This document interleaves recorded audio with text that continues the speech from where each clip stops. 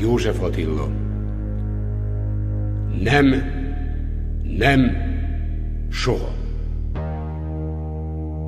Ez a vers 1922 után, most az ezredfordulón jelent meg újra. 8 évtizedig az összes kötetből kimaradt, mintha sohasem létezett volna. Szép kincses Kolozsvár, Mátyás büszkesége. Nem lehet, nem soha olá ország ége.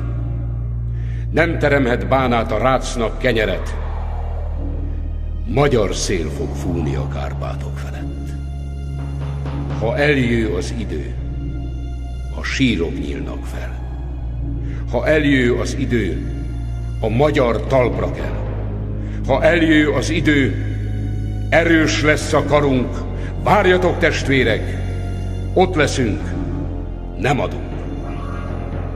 Majd nemes haraggal rohanunk előre. Vérkeresztet festünk majd a határkőre, és mindent letiprunk. Az lesz a viadal. Szembeszállunk mi a poklok kapuival.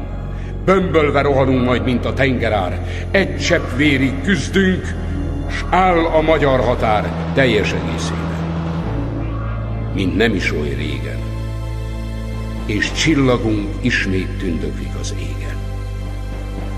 A lobogunk lobog, villámlik a kardunk. Fut a gaz előlünk, hisz magyarok vagyunk.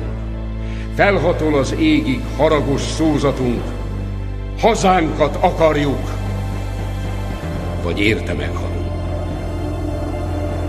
Nem lész kisebb hazánk, nem egy arasszal sem. Úgy fogsz tündökölni, mint régen, fényesen.